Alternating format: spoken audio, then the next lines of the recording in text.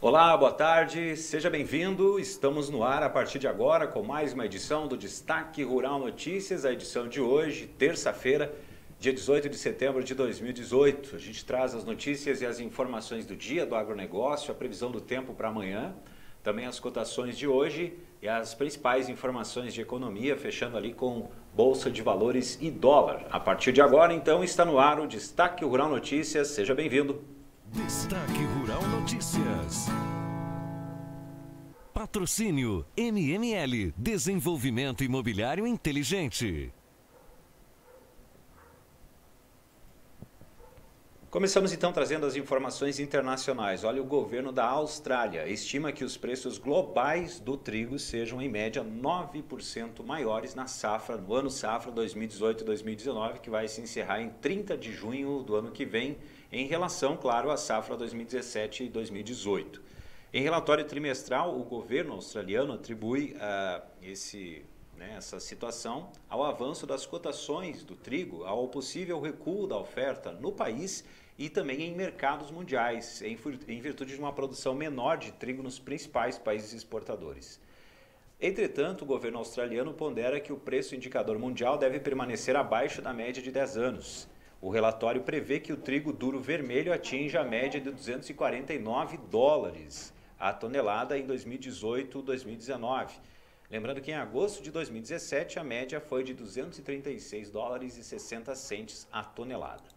Também tem outra informação agora sobre a China. O Ministério do Comércio da China informou em breve comunicado hoje que entrou na OMC, que é a Organização Mundial do Comércio, contra a tarifa dos Estados Unidos sobre os 200 bilhões de dólares em produtos chineses anunciados ontem pelo presidente norte-americano Donald Trump. Mais cedo, o governo chinês já tinha dito que pretendia retaliar contra as tarifas mais recentes, mas não tinha informado o montante almejado. Trump, por sua vez, anunciou tarifa de 10% sobre 200 bilhões de dólares em produtos da China a partir de ontem, ou desde ontem, e disse que essa tarifa deve subir a 25% a partir de janeiro. O presidente norte-americano ainda ameaçou lançar uma terceira rodada de tarifas caso a China retalie. Portanto, aí, os ânimos exaltados aí em relação a essa guerra comercial entre Estados Unidos e China, que naturalmente tem aí um impacto em todo o globo em termos de comércio internacional. Agora vamos falar sobre o Brasil, mais especificamente assuntos relacionados também à política voltada ao agronegócio. Olha, está em análise na Câmara dos Deputados uma proposta que exige que os bancos monitorem os resultados da assistência técnica e econômica ao produtor rural em casos em que a concessão de crédito esteja vinculada a essa assistência. Segundo as informações que estão na Câmara Notícias, a medida está prevista no projeto de lei que altera a Lei do Crédito Rural para incluir a exigência. Se aprovado, o acompanhamento proposto será feito pela entidade de assistência e extensão rural local, pela empresa prestadora de serviços, por profissional contratado para a finalidade ou então por um funcionário próprio do quadro do banco. Os custos deverão ser embutidos no contrato de financiamento rural. O objetivo, segundo esse projeto, é evitar o desvio de recursos destinados à assistência técnica. Tanto que essa medida que foi proposta pelo deputado André Amaral do PROS da Paraíba diz que diversas linhas de crédito rural exigem para a liberação do financiamento a contratação de assistência técnica. Ocorre que alguns agricultores, por não conhecerem, por desconhecerem a importância da assistência, acabam então por utilizar os recursos em outras finalidades, como por exemplo a compra de bens pessoais e veículos, segundo afirmou o parlamentar. Então está em análise na Câmara dos Deputados essa proposta aí, que os bancos podem até monitorar então os resultados do que é feito a partir desses financiamentos. Temos um assunto bem importante e interessante para conversar agora, inclusive com uma convidada. A Embrapa Pecuária Sudeste São Carlos de São Paulo realizou uma pesquisa, ou está realizando uma pesquisa dentro de um projeto entre produtores que adotam o sistema Integração Lavoura-Pecuária e Pecuária-Floresta, que revelaram alguns resultados que vale a pena a gente discutir. Então, para falar conosco sobre o assunto, a gente convidou a pesquisadora, coordenadora da pesquisa da Embrapa Pecuária Sudeste em São Carlos, São Paulo, a Marcela Vinholes. Marcela, boa tarde, muito obrigado por atender o nosso pedido. Seja bem-vinda aqui à programação do Destaque Rural Notícias, tudo bem? Tudo bem, Cristiano, boa tarde. Agradeço a oportunidade de estar aqui conversando com vocês um pouquinho sobre essa pesquisa. Bom, a gente primeiro gostaria de entender que pesquisa é essa, que programa é esse que está sendo desenvolvido aí pela Embrapa de São Carlos, da região sudeste de São Paulo. Essa pesquisa a gente realizou aqui no estado de São Paulo, né, região centro-oeste do estado. O objetivo inicial era a gente conhecer o perfil de quem estava adotando o sistema de integração, por que entrava no sistema, quais as limitações, e quem não está no sistema também, por que não está, quais seriam as dificuldades. Então esse era o objetivo inicial da pesquisa. E, bom, para começar explicando um pouquinho sobre o sistema de integração lavoura, pecuária, floresta, é uma estratégia de produção mais sustentável, né, que prevê a integração em uma mesma área de pelo menos duas modalidades, aí vamos falar agricultura, a pecuária e a atividade florestal, de uma forma consorciada ou em rotação, e que seja de forma planejada, sistematizada e continuada no tempo, né? Isso daí é importante para a gente diferenciar, por exemplo, daquela reforma de pasto pontual, né? Para caracterizar o sistema de integração. E aí nós estivemos conversando com 175 produtores rurais no ano passado, aqui no estado de São Paulo, para conhecer esses sistemas de integração. E foi bastante interessante porque a gente percebeu que em diversas regiões do estado a gente tem adoção dos sistemas com arranjos um pouco diferentes entre eles. Então, se a gente falar da rotação lavoura com pasto, a gente tem regiões, por exemplo, ali mais próximo de Assis, que a gente tem é um solo já mais argiloso, uma condição mais favorável para produção de grãos, as duas safras.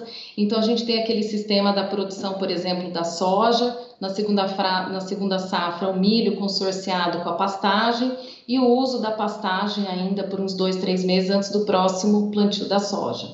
Quando a gente caminha ali para a região mais próxima de Presidente Prudente, região de Rancharia, um solo no norte do município mais arenoso, a gente já tem um sistema de integração um pouco diferente, que a gente tem, por exemplo, a prática da soja no verão e a pastagem realmente como uma alternativa no inverno, né, na segunda safra. E essa rotação para aquela região foi bastante importante, viabilizou a entrada da soja ali naquela região, uma região que está bastante pujante aí, a adoção desse sistema. Quando a gente caminha um pouquinho mais para o norte, ali indo para a região de Tupã, a gente já vê um sistema de integração lavoura com pasto um pouquinho diferente, entrando, por exemplo, também a rotação com milho, né? E daí a gente vê também que a questão local, o mercado local também define bastante esses arranjos, né? Porque essa região já mais próxima de Tupã, por exemplo, ela é uma região que tem a produção de ovos muito forte. Então, o mercado para milho ali é bastante interessante. O amendoim, rotação com amendoim ali também é uma região também com mercado bastante grande para essa lavoura. E daí, se a gente falar de pecuária, então isso falando da lavoura pecuária, né, que a gente percebe que a gente leva, vai o conceito, né, o conceito da rotação, dessa continuidade no tempo, e aí a adequação do sistema é muito local, né, não existe uma receita de bolo, é uma adequação local. Para a pecuária floresta, a mesma coisa, né, então a gente viu sistemas integrando aí a parte da pastagem com as árvores, sendo a maioria ainda eucalipto, com algumas iniciativas com mogno, ali para o lado de Mirante do Paranapanema é um perfil.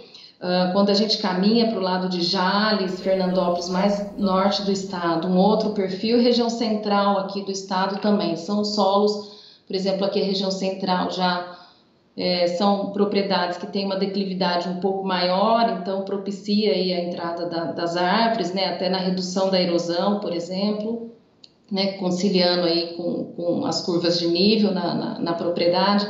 Então, a heterogeneidade é bastante grande dentro desses sistemas. Eu acho que o interessante é realmente o produtor, o técnico, internalizar o conceito e daí a adequação do sistema para aquele local, para aquela condição. Certo. Você falou de um conceito, até que ponto que esse sistema de produção ele é novo, até que ponto os produtores, vocês chegaram a conclusões através dessa pesquisa que eles conhecem isso, conhecem os pontos fortes, os pontos fracos, e se esses sistemas, assim, se esse tipo de produção, ele pode ser adotado em outros locais e que resultados eles podem trazer? Tá. Eu acredito que sim, a adoção aí, ela está acontecendo, né? A questão o sistema rotação lavoura com pasto, ele já está mais difundido em termos de conhecimento, conhece o sistema? Sim, né? Se a gente pensar entre os não adotantes que a gente conversou, né? Os produtores rurais, 93% deles disseram que conhece essa rotação. E a pecuária floresta, cerca de 70%. Ainda tem uma margem aí para difusão dessa informação. Mas, de qualquer forma, então, está acontecendo. O sistema pecuária floresta com arborização das pastagens ainda está um pouquinho mais no início da adoção, né? A gente vê que os produtores ainda estão experimentando esse sistema, né? Porque na média da amostra, mais ou menos metade da área de pastagem está com a parte da arborização dos pastos, a outra metade ainda não. Essa adoção tem sido feita de uma forma escalonada no tempo pelo produtor, né? Ele trabalha uma parte da propriedade, depois ele vem com uma outra. A gente vê que eles estão trabalhando espaçamentos diferentes para conhecer também esse sistema, né? Então, isso está acontecendo e as vantagens, os pontos fortes da adoção, sim, eles estão percebendo. Quem está adotando o sistema é uma coisa bastante interessante, porque a gente perguntou se tinha perspectiva de continuar, né, com o sistema, e 90% deles disseram que sim, né, tanto num grupo quanto no outro. Então, você vê que tem um nível de satisfação alto. Né? Então, vocês chegaram a que conclusão de o porquê que esse nível de satisfação é alto? Esse sistema ele traz que resultados assim que deixam animados os produtores? Então, vamos falar aí um pouquinho das vantagens de um sistema e do outro, né? Que a gente conseguiu perceber no campo. Bom, quando a gente fala da rotação lavoura com pasto, não resta dúvida aí a melhora na qualidade da pastagem, particularmente naquele período de seca, né, de redução de oferta de pasto na seca. Então, a gente tem uma melhoria da qualidade do pasto ao longo do ano. Com isso, a gente tem um animal mais bem nutrido, com uma melhor condição, né, de saúde, às vezes até reduzindo esse tempo do ciclo da pecuária, reduzindo aquele efeito sanfona do gado. Então a gente tem realmente assim melhorias, né? A gente estimou aí a taxa de lotação desses produtores e aqueles produtores que já estão há mais tempo, já têm uma maturidade na adoção maior, a gente encontrou taxas de lotações na média aí de 3 UA por hectare, 3,16, o que é bastante bom se a gente pensar que a média do estado de São Paulo é então 1,09, né? Da último levantamento do Instituto de Economia Agrícola aqui do estado. Então, em termos de produção por área de pastar, por área de terra, a gente tem um ganho bastante grande com essa rotação. Em termos para a lavoura, se a gente pensar na rotação com a soja, a gente tem a palhada do pasto, né, que fica ali para o plantio direto, por exemplo, da soja. Isso também traz um benefício grande em termos de condições de solo, retenção de umidade, e isso é percebido também na produtividade pelos produtores rurais. Se a gente pensar na rotação, por exemplo, na rotação com amendoim, então quebra de ciclo de pragas, também isso foi bastante relevante, né, para adotar essa rotação. E se a gente partir para a pecuária floresta, né, na hora que a gente pensa nas árvores, a gente tem aí o benefício. A principal motivação que levou o produtor a entrar com as árvores é realmente a diversificação da renda, né? Ter uma renda extra com a colocação das árvores. Aí a gente tem o controle de erosão evitado, como eu falei, em áreas um pouco mais declivosas, a questão do conforto térmico para os animais, e pensando como um todo aí, não resta dúvida a questão do benefício ambiental, né?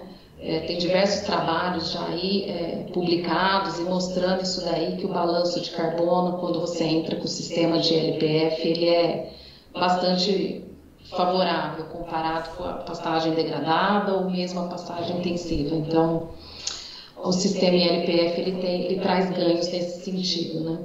Marcela, para a gente finalizar, onde se encontra essa pesquisa, se já é possível encontrar, né, para técnicos, produtores, enfim, lerem ela, e que recomendações que a Embrapa dá, então, aos produtores que estão interessados nesse sistema ou que querem conhecer mais? Tá, os resultados da pesquisa, a gente está em processo de publicação disso ainda, né? Mas acredito que nos próximos meses, aí 2, 3 meses, a gente está conseguindo já a publicação disso, seja pelo site da Embrapa, como em congressos, tá divulgando esses resultados. E com relação à Embrapa, a gente acredita muito no sistema, né? A gente acredita que vai ter um crescimento dessa adoção, não resta dúvida, até porque é um compromisso do país assumido, né? Aumentar essa área de sistema de integração. E os benefícios estão aí, os produtores estão percebendo. Então, a gente acredita nesse aumento da adoção. Na Embrapa, a gente diz que assim, que o pessoal conheça o sistema, tem aí as publicações da Embrapa, dias de campo, a gente tem programas de capacitação aqui para os técnicos da extensão rural, e que visite, né, faça visita técnica em outros produtores e procure um técnico da extensão rural local para que ajude, dê uma orientação para a adoção desse sistema, né? Que inclusive um outro resultado, só rapidinho aí para te falar, é exatamente isso, a questão do acesso ao crédito rural realmente é determinante, como a questão da extensão rural, né, para a adoção desse sistema. Em todas as análises que a gente faz, em todos os modelos que a gente roda, essas duas variáveis são bastante relevantes. E a gente tem uma oportunidade para crescer, porque o crédito rural está aí disponível, mas aquele crédito, aquelas linhas de financiamento específicos para o sistema de integração, ainda muito pouca gente conhece no campo. Então, a gente tem que fazer a divulgação disso. E daí a gente perguntou, por exemplo, para eles onde que eles acessam a informação sobre as linhas de financiamento. E quase que a maioria dos produtores rurais, né, 80% disseram que a primeira busca é no banco, né? Então, uma capacitação, uma orientação desse pessoal que está no banco, que é a linha de frente com o produtor rural, para levar essas linhas, disponibilizar essas linhas, como os técnicos da extensão rural também, para elaborar os projetos que são mais complexos mesmo, para acessar essas linhas de crédito. Então, acho que a gente tem uma oportunidade aí para aumentar o fomento da adoção aí, né? Então tá certo. Marcela Vinholes, coordenadora da pesquisa da Embrapa Pecuária Sudeste, que fica lá na região sudoeste de São Paulo, em São Carlos. Marcela, muito obrigado por ter aceitado o nosso convite e trazer essas informações importantes para nós. Muito obrigado. Nós que agradecemos. Até mais. Até mais, então. Continuando, então, passando algumas informações sobre as questões agropecuárias, vou falar agora de café, porque a Cooperativa Regional de Cafeicultores em Guaxupé, Acoxupé, no sul de Minas, que é considerada aí a maior do setor, inclusive no mundo, está informando que o trabalho de colheita dos cooperados, que se iniciou oficialmente no dia 28 de maio, atingia 98,27% até a última sexta-feira, dia 14. Os trabalhos avançaram quase 3 pontos percentuais em relação à semana passada, quando estava um total ali de 95,64% que já tinha sido colhido. Para o ano, a meta da cooperativa é receber 5.400.000 sacas de 60 quilos de café verde tipo arábica. Também a produção brasileira de café neste ano deve alcançar recorde de 59,9 milhões de sacas de 60 quilos, correspondendo aí a um aumento de 33,2% se comparar com a safra de 2017, que foi de 44,97 milhões de sacas. Esse número faz parte do terceiro levantamento da safra 2018 de café da Conab, Companhia Nacional de Abastecimento, que foi divulgado hoje. Esse resultado representa ainda um aumento de 1.900.000 sacas, ou 3,3% em relação à segunda estimativa de 17 de maio, quando a companhia, a Conab, já projetava então a safra 2018 com recorde de 58 milhões de sacas.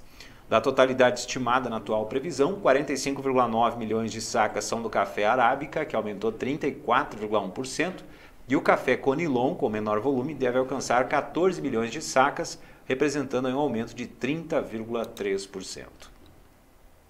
E para finalizar, o plantio da safra de soja 2018-2019 avançou 8 pontos percentuais na semana e atingiu 9% da área prevista até ontem, segundo informou o DERAL, Departamento de Economia Rural da Secretaria de Agricultura do Paraná, no levantamento semanal. Já a semeadura de milho de primeira safra avançou 24 pontos percentuais ante a semana anterior, para 37% da área. Segundo o DERAL, 94% das lavouras de soja estão em germinação, 6% em desenvolvimento vegetativo. De milho, 75% das plantações estão em germinação e 25% em desenvolvimento vegetativo. Quanto à condição das lavouras, no caso do milho, 97% estavam em boa situação e 3% em situação média, enquanto 100% das plantações de soja estavam em boas condições. Há um ano, 1% da soja estava plantada e a semeadura do milho atingia 12%. Quanto à safra 2017-2018, a colheita de milho de inverno no Paraná avançou 2 pontos percentuais, alcançou 99% da área, mesmo percentual de um ano atrás. MML, construtora e incorporadora, invista em projetos preparados para o futuro. MML, construtora e incorporadora, desenvolvimento imobiliário inteligente. Vamos agora ver o tempo.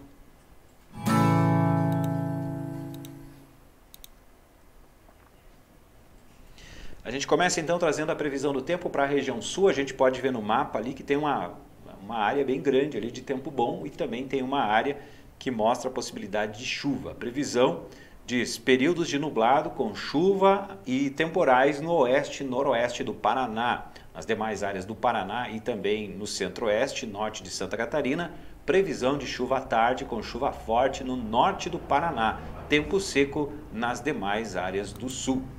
Agora vamos à região centro-oeste. A gente vê que toda a região ali tem previsão de chuva, né?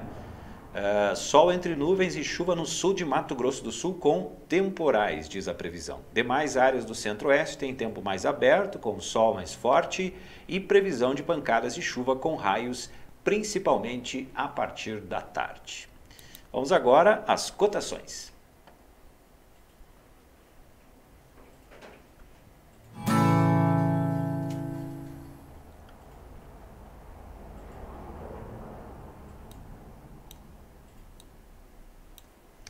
Bom, então a gente começa aqui nas cotações com o farelo de soja em Ponta Grossa, o valor da tonelada R$ 1.440. Farelo de soja em Paranaguá, R$ 1.400. A saca da soja em Passo Fundo, R$ 89,00. Em Paranaguá, R$ 97,00. Em Rio Grande, R$ 95,50.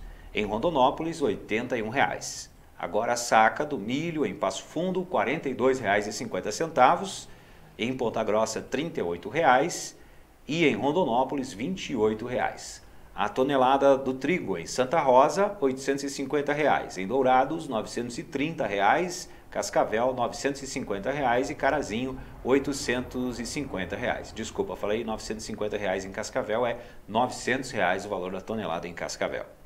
Vamos agora ao arroz. Arroz em casca em Pelotas, R$ 45,60 a saca. Cachoeira do Sul, R$ 45,95. Em Jaraguá, R$ 48,50. Agora o feijão. Feijão carioca em Ponta Grossa, R$ 70,00. O feijão preto em Santa Maria e também em Lagoa Vermelha, R$ 120,00.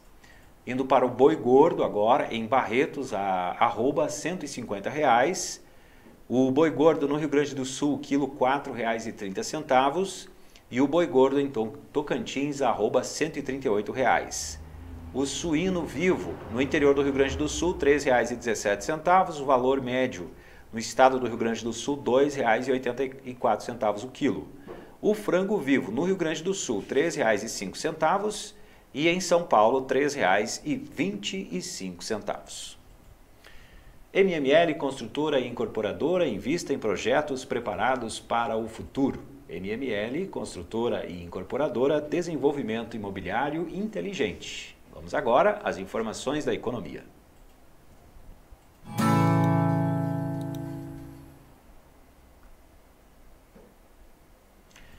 Nas informações da economia, a gente começa falando que o Copom, que é o Comitê de Política Monetária do Banco Central, começou hoje, então, a 6ª reunião do ano de 2018 para definir a taxa básica de juros, a taxa Selic. A segunda parte do encontro vai ocorrer amanhã e por volta de 18 horas será anunciada então a decisão. As instituições financeiras que são consultadas semanalmente pelo Banco Central apostam que a taxa básica de juros deve permanecer em 6,5% ao ano já pela 4ª vez seguida. Nas 3 últimas reuniões, o Copom optou por manter a Selic, depois que promoveu um ciclo de cortes que levou a taxa ao menor nível histórico, que é o atual, em que está agora 6,5%. Lembrando que a taxa básica de juros é importante porque ela é usada nas negociações de títulos públicos no Sistema Especial de Liquidação e Custódia e serve de referência para demais taxas da economia. Quando, por exemplo, o governo reduz os juros básicos da economia, tem a tendência de diminuir o custo do crédito e também incentivar a produção e o consumo. As taxas de juros, portanto, elas não caem na mesma proporção da taxa Selic quando se referem a taxas de crédito, né? Mas o Banco Central diz que isso acontece porque a taxa Selic é só uma parte do custo do crédito. Por isso que às vezes a gente vê que mesmo caindo aí a taxa básica de juros e no patamar menor em que está histórico, a gente vê que às vezes o crédito ele ainda está alto, especialmente alguns tipos de crédito, como por exemplo o juro do cartão de crédito rotativo ou então até mesmo a taxa do cheque especial. Para cortar a Selic, a autoridade monetária precisa estar segura de que os preços estão sob controle e também não correm risco de ficar acima da meta da inflação.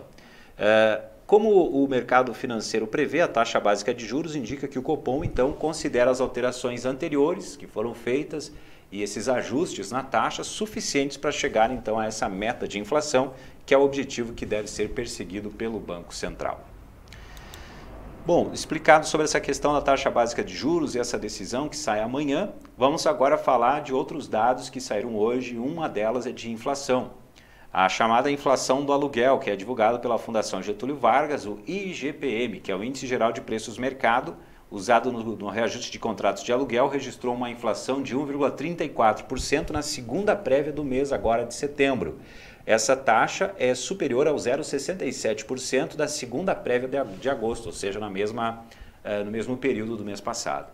De acordo com a Fundação Getúlio Vargas, com essa segunda prévia de setembro, o IGPM então acumula taxas de, no ano agora, 2018, 8,09% e em 12 meses, 9,83%.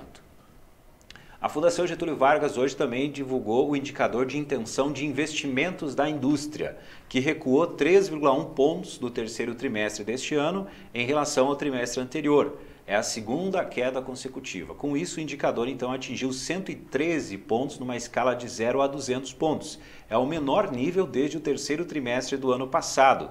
Lembrando que esse indicador ele busca antecipar as tendências econômicas no país a partir da disseminação do ímpeto de investimento das indústrias, né? O quanto elas estão procurando então investir para aumentar a produção naturalmente. E aí a gente notou, né, que teve neste dado uma queda, mas ele ainda está num patamar positivo. Então, apesar dessa queda, ele se mantém acima dos 100 pontos. Nesse nível é aquela em que a proporção de empresas que prevêem investir nos próximos 12 meses supera a parcela daquelas que não pretendem investir. Vamos agora então, para finalizar as informações do nosso Destaque Rural Notícias de hoje, se fixar aqui em como se comportou hoje o índice Bovespa, né, a Bolsa de Valores, e também o dólar. Primeiro vamos ver o que dizem os analistas sobre o desempenho da Bolsa hoje e o que aconteceu ao longo do dia. O Ibovespa seguiu um movimento de alta nessa terça-feira. O bom humor do mercado é sobre a pesquisa Ibope, essa que vai ser divulgada hoje à noite no Jornal Nacional da Rede Globo, além também do dia positivo em Wall Street, onde os investidores viram como não tão ruim os anúncios de tarifas na guerra comercial entre Estados Unidos e China. É o que estão explicando então os analistas em relação ao comportamento dos investidores, principalmente em relação à Bolsa Brasileira. Por isso, então, o benchmark da Bolsa Brasileira fechou com forte alta de 1,99%, 78.313 pontos. O dólar comercial não seguiu o bom humor do mercado e também subiu, né, apesar da Bolsa subir junto. 0,41% de variação positiva e fechou cotado hoje a R$ 4,14 na venda. R$ 4,1422. Ficamos por aqui então com mais uma edição do Destaque Rural Notícias, agradecendo a sua audiência, lembrando que você pode participar do programa, pode deixar o seu comentário aí nas redes sociais, pode acompanhar gravado o programa, não só nas redes sociais, mas também no nosso canal no YouTube. Você pode participar também através do WhatsApp, no número 54991169140. Fique à vontade, pode fazer perguntas, mandar vídeos e participar da programação. Um ótimo restante de dia aí de terça-feira, a gente volta amanhã, quarta-feira. Até mais. Destaque Rural Notícias. Patrocínio MML, Desenvolvimento Imobiliário Inteligente.